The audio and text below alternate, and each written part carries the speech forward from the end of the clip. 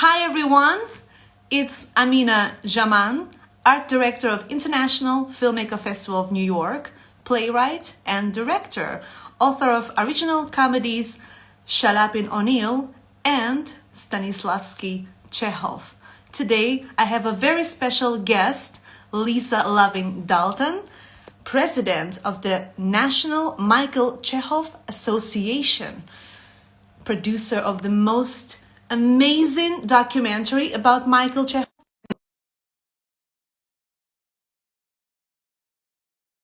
I can't wait to talk to Lisa and discuss Michael Chekhov technique with her.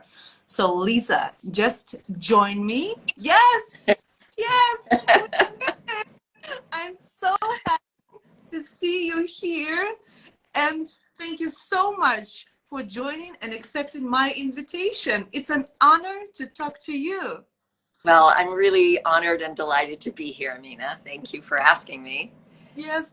First of all, I want to ask about your documentary, the one you co-produced. Yes. It's so amazing, and in my opinion, it's the best documentary about Michael Chekhov as a person and as a teacher. And we see his right hand, George Zhdanov, in it. So how was it talking and meeting George Zhdanov and everyone who worked and who was taught Michael Chekhov technique, under his wing, while he was alive? Yes, I got to study with George for several years. And so it was really wonderful to get to do the documentary, to be able to uh, capture his perspective. George Stanoff was the person who helped transcribe improvisations that happened during the classes in Darlington and in Ridgefield, and then also would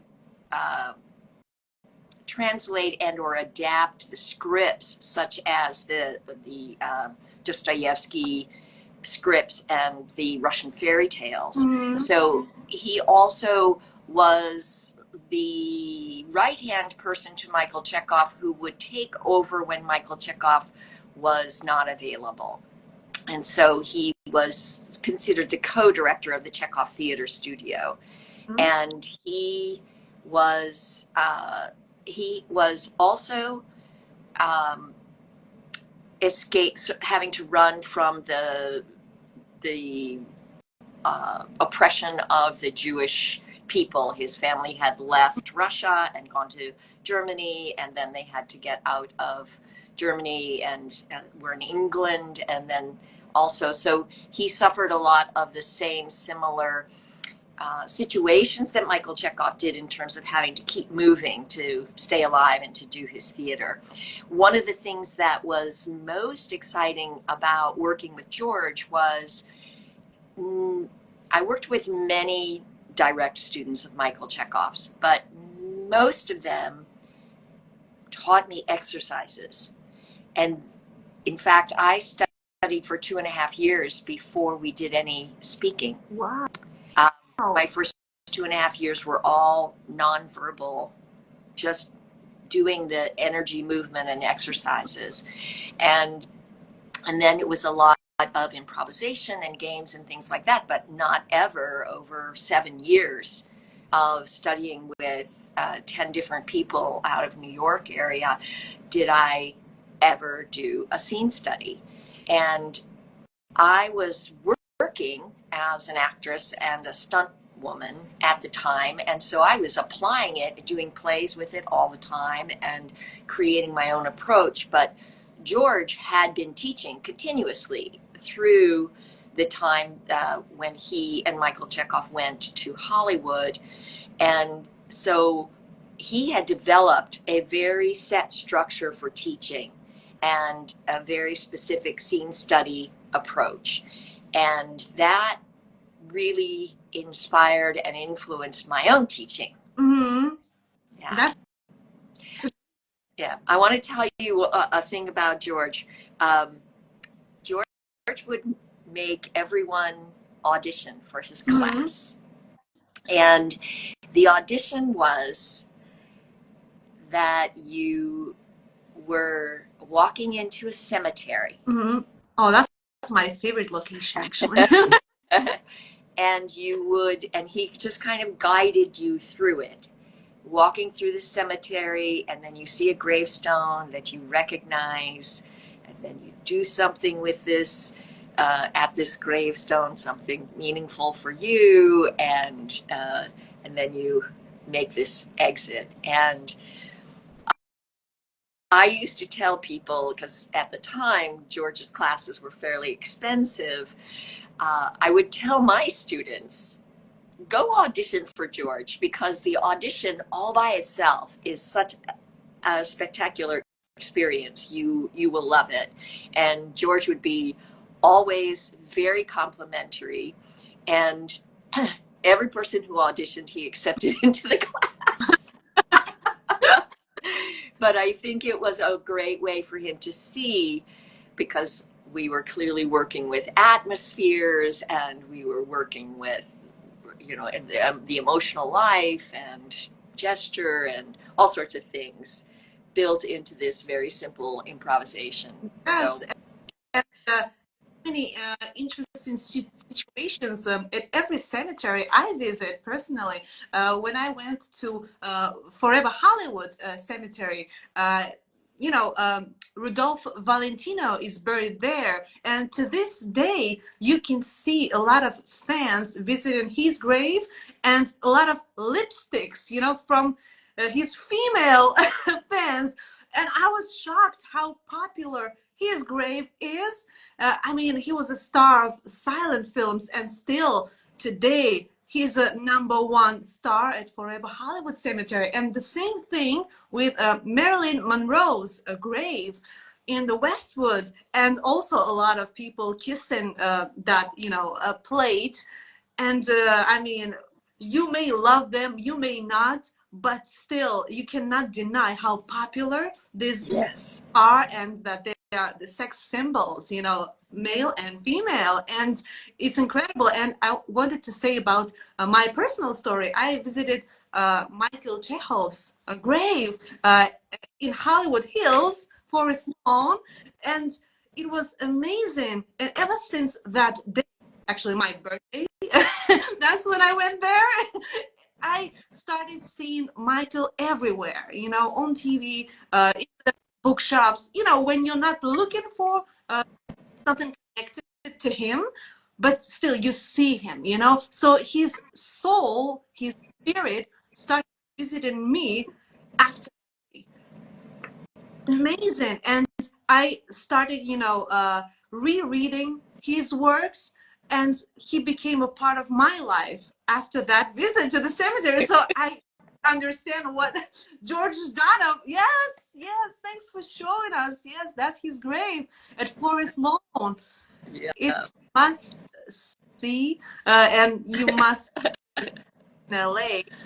It's just, around the block of Hollywood sign, right? So Hollywood Hills is really easy to find, and it's a very nice cemetery. So it is.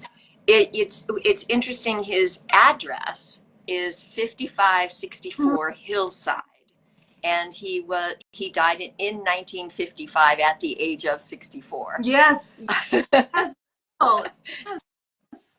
And he died so young. I think most of actors, I mean, they use their soul, during performances, and it takes so many nervous, a lot of nervous breakdowns, and that's why their heart, is weak by the middle age. Mm-hmm. So, in your opinion, what should an actor do to live longer? Use a Michael Chekhov technique? Yes, well, I often think that people who create pathways for healing, which I believe is what the Chekhov technique is, a healing pathway for artists, we often create, the teacher often creates what they need to teach as an antidote to their own vulnerabilities, to their own weaknesses, problems, and challenges. And so Michael Chekhov was sickly, and he was always yeah, a bit fragile, and then he smoked and he drank, and this was pretty common during that era, especially you know, the Russian heritage liked their vodka, and so you know, Actually, Lapin preferred wine. All of them. She was vodka is the number one. You know, so so there's that. There's the art of maintaining your own good health just in terms of your personal practices, but the big thing that you know, I'm a big proponent of protecting yourself, right? So this is a quote from Stanislavski, who was afraid his technique would become the murder of talent, as he wrote in a journal. And this is where Michael Chekhov's work is so incredibly healing. The embodiment of the four brothers, of a feeling of ease, beauty, entirety, and form, become a frame for living. So most of our illnesses these days can be tracked back to stress. And 50 years ago, that was called psychosomatic. And it was, you know, thought that if a human being was psychosomatic, they were mentally unstable, and that it was a weakness of theirs. What we know now is that everyone is psychosomatic, meaning your psychology affects your soma, your body. And so, yeah, so it's exciting for us to know that through Michael Chekhov's Four Brothers of Art, we can really adapt and decrease and manage the stress levels in our body. And the art of, we know now that the process of ruminating or staying or recalling states of anxiety, disgust, anger, pain, sorrow, lower our immune system.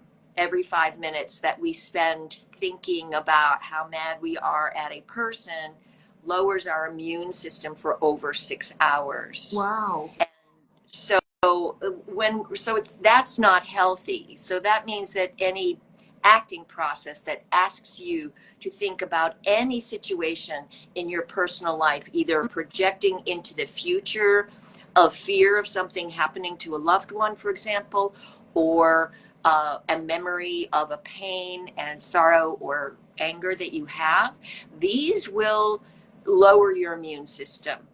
And there are some actors who really want to work that way. And what I suggest for them is that if after they do that, that they stop and find a reverse memory that or imagination that is very uplifting and healing, so that they spend like twice as much time imagining the positive and recalling the positive.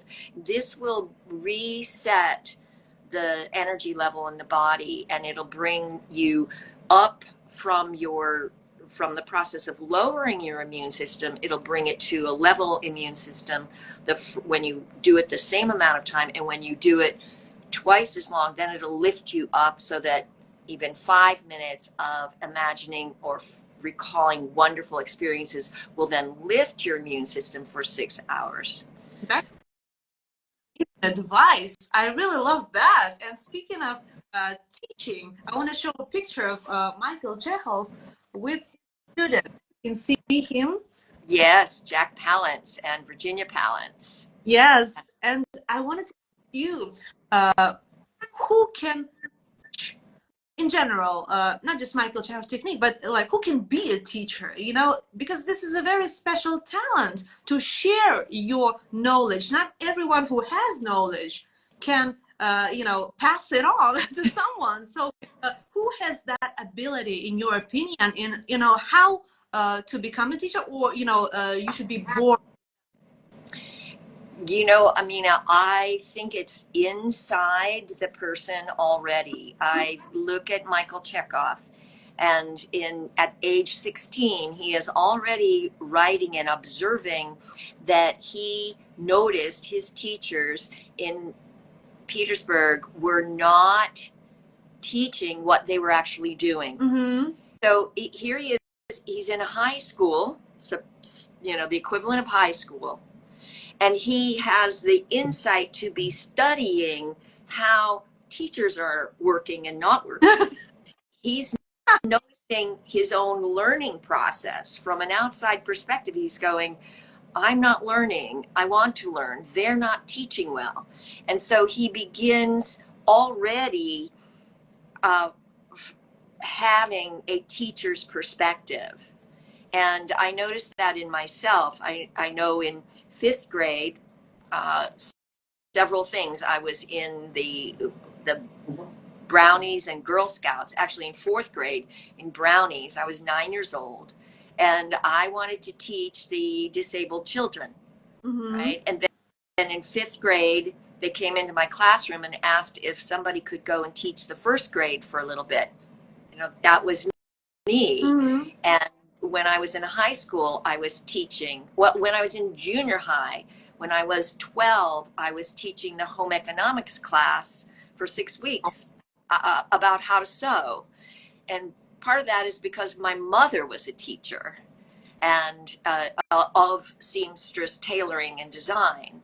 So my mother had been teaching me. I and my dad, both mom and dad were very good teachers. So I saw how to communicate and help people learn.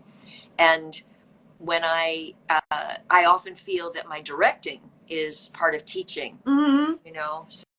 So I taught my first official class in fifth grade when I was 10, also directed, wrote, produced, and acted in my first play when I was 10. So it all, that teaching perspective, the art of the teacher, it's true what you said, is its own art. Mm-hmm. And I did have many students of Michael Chekhov that I studied with and trained with who were not what I would call intrinsically good teachers. Deirdre Hurst Dupre was. Mm-hmm. She was a good teacher. Eddie, I'm blanking on Eddie's last name. He was also a very good teacher. But that's And George. Yeah, and George. DNA, and it came naturally, right? Yes. From your parents. Eddie Grove. Actually, Eddie Grove was his name.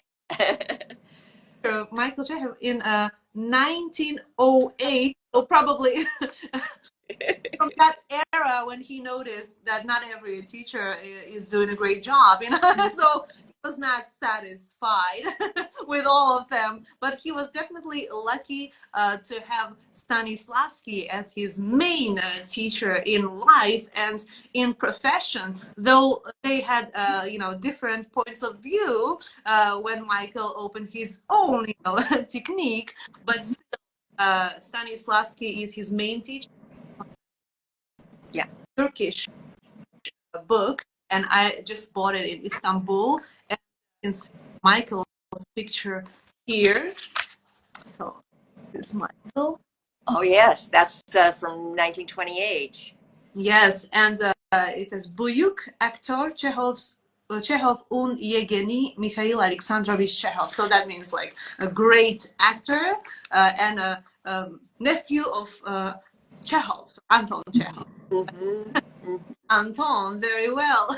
So, I want to say that your documentary From Russia to Hollywood was narrated by Gregory Peck, one Yes. of the actors in the history and one of the students of Michael Chekhov. So, was it easy or hard to get Gregory for your documentary? Well, he so appreciated Michael Chekhov that he was very excited to do it. Mm-hmm. And we went over to his house, which was a big mansion in Beverly Hills, Bel Air. And we went into the lower level, which was quite large. and there was a big fireplace with his Oscars and his Lifetime Achievement Awards, Wow. and we sat at little, just like in a little U-shaped with the technician and with my producing partner and Mr. Peck next to me. And when when he started reading, he did the opening paragraph and he read it, and we recorded it, and then he turned and he looked at me, and he, like, straight into my eyes, or like we're this close, and he says, "How was it?" And I'm sitting there thinking, I'm staring into Gregory Peck's eyes, and behind him are all these awards, right? And he has the eyes of a 6-year-old child going, "Mommy, did I do okay?" Was that good enough? Yeah. And I said, "Well, actually, Mr. Beck, it was lovely. I really liked how you did this. And there's more. There's, you see how this builds? It's a triplicity, and it should crescendo in its emphasis." Yes, yes. And he looked at the writing and he went, "Oh, I see. Okay, let me try it again." And so he goes a second time, and he stops and he looks at me and he's like, "There's more, isn't there?" And I said, "Yes, sir. It's close, but there is more." And so he looks at the technician and my partner, "Can I do it again?" We're like, "Yes, of course." So he goes a third time, and the third time he goes, "That was it." I said, Ideal. he knew as an artist that he knew when it was right there. And one of the things that I love supporting actors to learn is to recognize in themselves that moment, that jewel, when that jewel sparkles, that jewelry that's on the chart, that moment that goes, "Yes, that was it. That was it." And that he no longer needed to turn to me for assurance on that. That's the creative freedom of that, when you're in that state of inspired acting, that freedom of from needing anyone else's approval. And it's also such a great lesson that no matter how many awards you have on your mantle, we're all just these young, naive little actors inside who love collaboration. We love collaboration. And Gregory Peck really always had a coach with him. And very often it was George Shanoff's wife, Elsa Schreiber. Yes, yes, and that's amazing, how humble he was after achieving like everything he could in Hollywood, globally, and I love him so much. He is such an incredible actor and at the same time such a handsome man, Kill a Mockingbird with him was so incredible, and he became friends with Harper Lee, during that film, filmmaking process, on set of that, and until the end, So it's really amazing. He was a true gentleman, in my opinion. So you can get that feeling from the screen, and he had that charisma, and like a male charisma. When you see a man and you see more than an actor, you see a true man on screen. We miss that today. Yeah, it was such an honor being with him and working with him. And yeah, I'm just so grateful that he did that for us. Yes, and I mean, he did that on the highest level, and it's a pleasure to listen to his voice while watching a documentary from Russia to Hollywood. And I also loved the ending, the party where there is a birthday of George Stein, George. and he's so charming there. And I mean, where else you can see his personality and the way he was as a human being, and him with actors and you saw that warmth, between him and his students, how he loved all his students and wish them success. And that's actually really rare, especially in Moscow. You see teachers, but you don't see them wishing success, wishing their students success. It's like, okay, I'll teach you how to act, but I don't wish you become famous. I don't want to see you on TV or on big screen. Everything about this profession. That's the kind of a feeling, I get, even when I was a student, so I wish I had a teacher like George Zhdanov or Michael or Stanislavski, because, they really wanted this profession to become respected, and they wanted their students to succeed. So speaking of that, I want to mention Jörg Andres, an outstanding teacher and your colleague in Berlin and globally, like in every city in New York, in Ridgefield. So tell us about your collaboration. You started working together in 1992, if I'm not mistaken, and to this day you teach together. So tell us about your master classes, and especially about your help during auditions. So I want to know more about that. Yes, yes. Well, so Jorg, as maybe many people know, with Joost Langhans, they created the very first international Michael Chekhov workshop in Berlin in 1992, and I was teaching together with Mala Powers, who was the executrix of Michael Chekhov's estate, and they had invited her, and I didn't think I could go because I didn't have enough money. I was making my first trip to Europe with my husband the month before that, and we had invested all of our savings in that. So, but while I was traveling around Europe, I had so many commercials running that when I came home, my mailbox had $10,000 worth of checks from commercials I had made using Chekhov.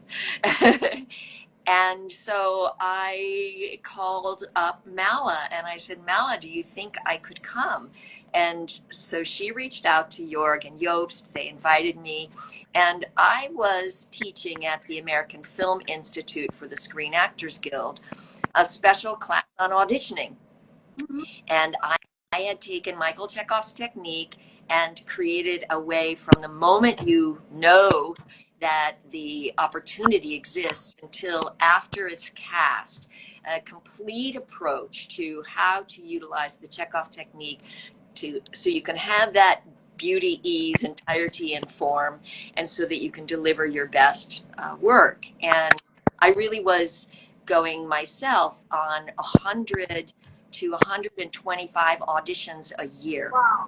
So yeah, and I was making my living. I made my living for 30 years on camera and on stage. And so I didn't make a living as a teacher.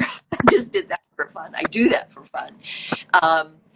So it was interesting because Mala was doing a workshop in Berlin at the Theater Forum Kreuzberg in this international workshop on film technique. And I was doing it on auditioning for film. But at the time, most of the German and most of the European and definitely the Eastern European and Russian organizations, people, way of life for an actor was that you had, a proba, you had a finishing thing from your school, but you didn't do these auditions. And in fact, they didn't even really have a proper German word for it. So some people thought I was teaching the same class as my mentor. They were like, why is she doing the same class? And they didn't understand that it was what you need to be able to do in order to get the opportunity to work on film. But the class was very successful. And then I was invited to Moscow the following year with Jorg. And but at that 92 conference, Jorg and I just kind of connected. And I'm not sure if it's because I had already begun carrying my camera around for my documentary, which I had started filming in 1991. And so that Jorg has a background in film production, and I have this background in film production. So I think maybe that drew us together. But I think higher stars karmically drew us together. And From heaven. yes, yes, that somehow we have a similar sensibility about the soul and spirit forces in the Chekhov work, and that those that there's a branch of the Chekhov technique that does not embrace that publicly, and I defied those concerns. I want to be free to express my creative individuality as a teaching artist, which has always been boldly this opened up my world of spirit. Michael Chekhov, when I began, I was completely shut off. I had a very difficult biography. I had a lot of violence and brutality that happened to me, and I just could not connect to that there would be a force of spirit that could have allowed these kinds of things that happened to me. And so it was through the Chekhov work that I began to understand there is a higher self and there is a higher force, and that we can connect with beings and allow them to play through us. And when we do that, we become ourselves healthier, happier, creative human beings, and the audience also becomes that. And I think Jorg and I share that very closely. So when we have each faced these challenges where we have had to say, am I going to do this the way others are doing it? Or am I going to do like Chekhov and be not like the others? Am I going to find who I am and to find another light in the world, which is what Jorg is to me. He's a light in the world to collaborate with. So he has invited me. I invited him into the international workshops that I created in the United States. And then he's invited me back to Berlin, where I have taught, and we've taught together. We taught in Israel together this past summer, and eventually I would love to come to Russia to teach again. And yeah, I love him. Who doesn't love him? He's so amazing, and he's so kind. You don't meet a lot of teachers, like York, because of his heart. Like he is a very sweet and nice person. So for me, the combination of a human being and genius in his field, and that's a must-have thing. You can't be just like talented. That's not enough. Talent is never enough without intelligence and without being a good person. You can't be a good actor. So you have to have that. So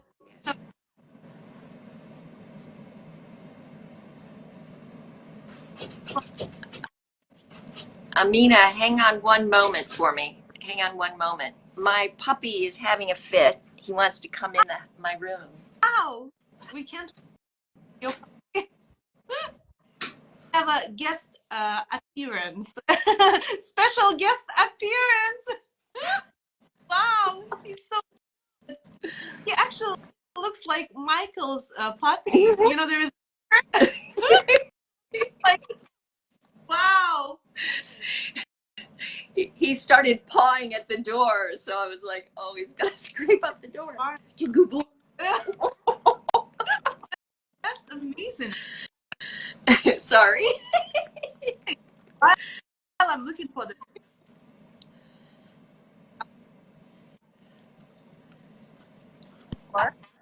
Your sound blanked out for me. for you and student of yours.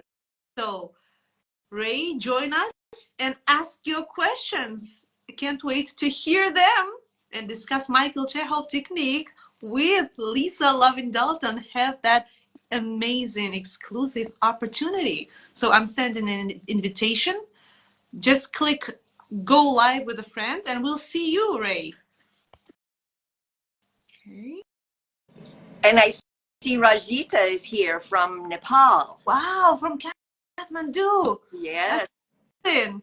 We have Elise from Turkey, Marina from Moscow. Yeah, I see Rajita. Hi, thanks for joining.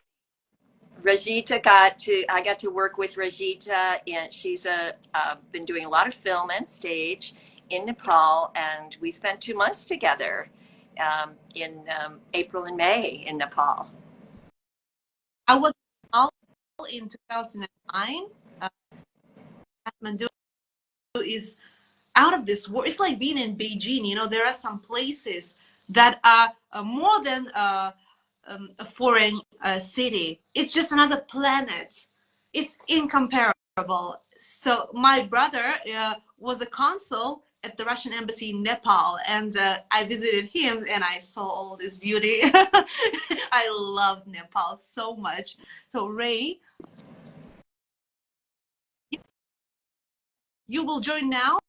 I hope it will work. If you're making this from your phone, it's easier than making it from your computer. Yes! Ray, hi! Hi, Lisa. Hi, Zhaman. Hi, Ray. Hi. So we can't wait to hear your questions. Oh, Ask. I don't have more questions. Just last time.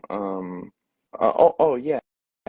Because now I study with York, and last year I think in March or in April, and York said York talked about Lisa, and and he said Lisa living American or something, and also in the in August, and York invite Lisa to teach my cohort. But at that time, I can't go to Berlin because my visa, and also last year I got an offer I should go to New York University to study at that time, and the time is conflict with my study, so at that time I can't go in, and then I think in the future maybe I should go to Lisa's institution to study with Lisa. Yeah. Yes, and you have an exclusive opportunity to talk to Lisa. And so that picture, I found it because Wow. dog Nice. Yes, I love that photo. He always had a little white dog. That dog's name was Osik. Wow. So Ray, we have a program in June 9th to the 15th. It's about 70-hour program in 1 week, very intense, like yours is. It's from the morning all the way to the evening for 7 straight days, and Wow.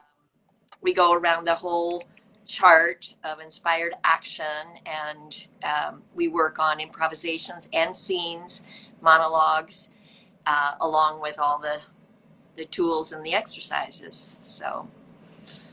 Chekhov.net is where my information is. Yeah. Yes. I will visit your website. And we also have an online membership. The National Michael Chekhov Association has an online membership. Anyone can be a member, and we have a monthly talk, and we have a workout. And also on that membership, you have free access to From Russia to Hollywood, Also, the Michael Chekhov, the Dartington years.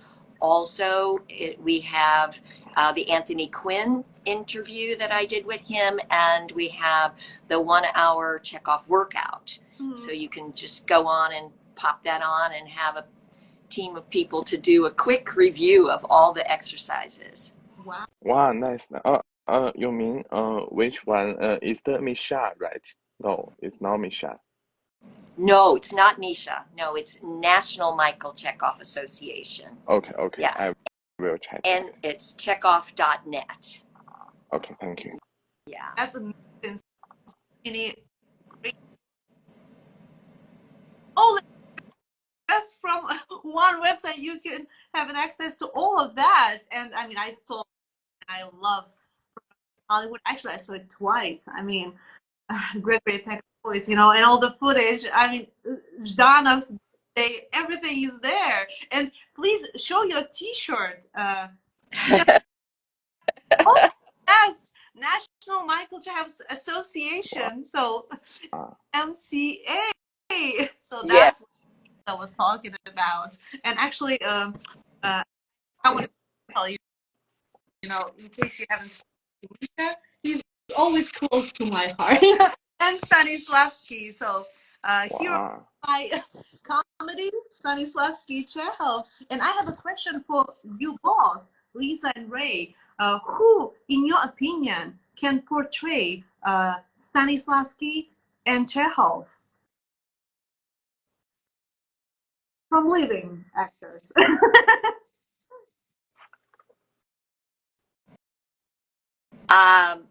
Again, I'm sort of blanking on his name, and he passed away, so he can't still do it. But I actually asked him. He was head of the Actors Studio, and in America, and a very renowned actor. And we met in a grocery store, Trader Joe's in Hollywood, not far from the Hollywood, from at Toluca Lake, not far from Chekhov's grave. And I talked to him about this, about playing. I asked him if he would play Stanislavski in a film I wanted to direct on Michael Chekhov's life as a fiction, as a biopic, and he said yes. And he had been roommates with Jimmy Dean, and he told me James Dean talked about Michael Chekhov all the time. He was a complete Michael Chekhov person, and this guy was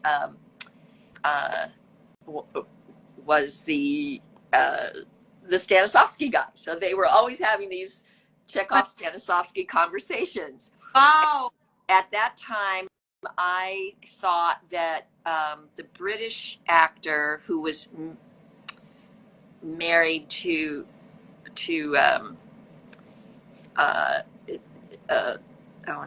I'm just forgetting people's names today. I had an idea, but at the time, that's interesting. Wow. I mean, and the biopic and everything about these heroes, because to this day, they are the most outstanding and popular actors on stage. In the Russian history. And Michael also did film Hollywood, so he became successful both as a stage and film actor, and also as a teacher. It's incredible. And who, in your opinion, can play Michael, Ray? Can play Michael. I mean, I don't know the name because last night, because yesterday you sent me the name, your favorite actor, but now, because if I click the button, I will close the list, yeah, and then now I will check, but let me. I don't know how I can say the name. Yesterday you sent me the name. You said that person, and when I see that person, I saw the face like Michael Chekhov. You think looks like him, and he can be ideal. Yes, So that's good. yes, Now, yes. And also, if you let me choose one actor, I think this one maybe for Stanislavski, Russell Crowe, right? Russell, Yeah.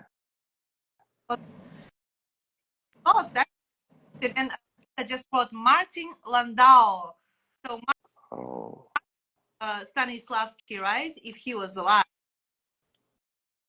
Yes. wow. Ah, And he looks tall. He's tall, yeah, tall, stately. Yes. Perfect. Perfect. And I want to know your thoughts on my comedy. I know that you enjoyed it. I'm wondering if I could keep Michael's and Konstantin's sense of humor, in your opinion. I think you did capture it. I think it's I I think it's very fun and informative. What I'm curious about is could you find more of an arc to create some more dramatic tension without losing the humor and stuff, because we can see from the letters and everything else that they had a deep love for each other, and and that there's a deep respect. And one of the specialties about the way I work with the technique is I think most of the teachers forget that Michael Chekhov built upon the system of analysis.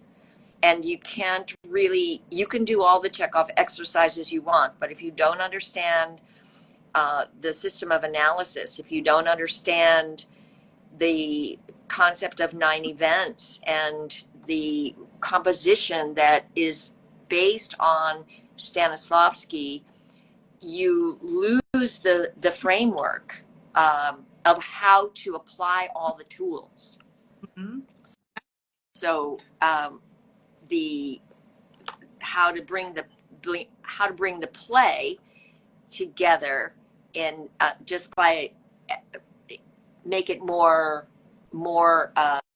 dramatic if it wants to stand as a theatrical structure, because the way it stands now is it's a really fun living essay in effect. Yes. Right? We'll see Yeah. more. My method, no, my method, my approach is like whatever helps you become the character and make it alive on stage works. Well, one of the things you can do is bring in the external conflicts. The concept, for example, that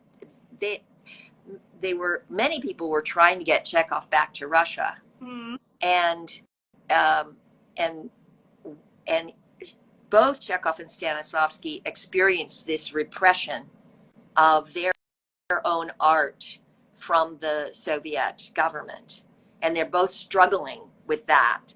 So when we look at a source of conflict to add into the play structure, we have 3 sources. We have the inside conflict, the conflict between, and then the conflict from without. And if we want to, we can have these little mini conflicts between. But the conflict inside Michael Chekhov and the conflict inside Stanislavski, who's worrying about his son's health, who's trying to have freedom, who can't get, half the Mahat was not invited back to America when they came to America. He wanted to create a new work of art and they wouldn't do it.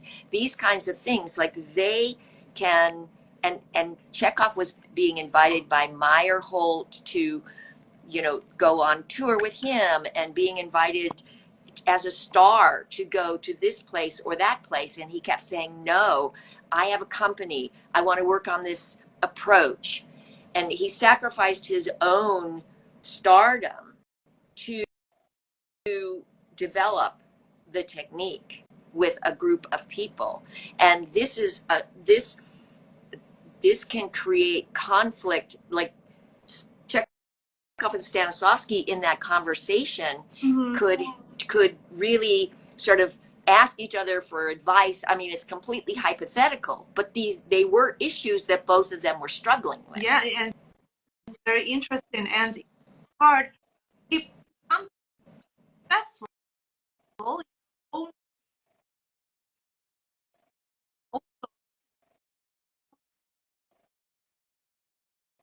the Moscow Art Theater lost Michael Chekhov as the director.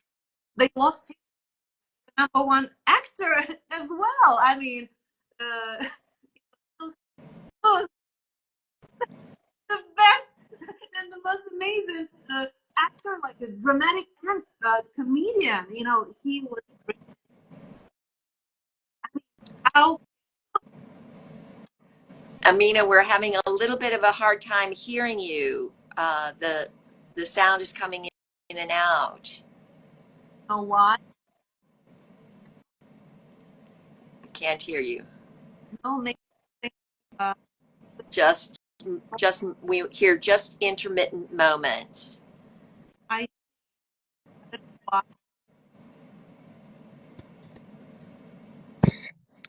What about now? That's better. Okay.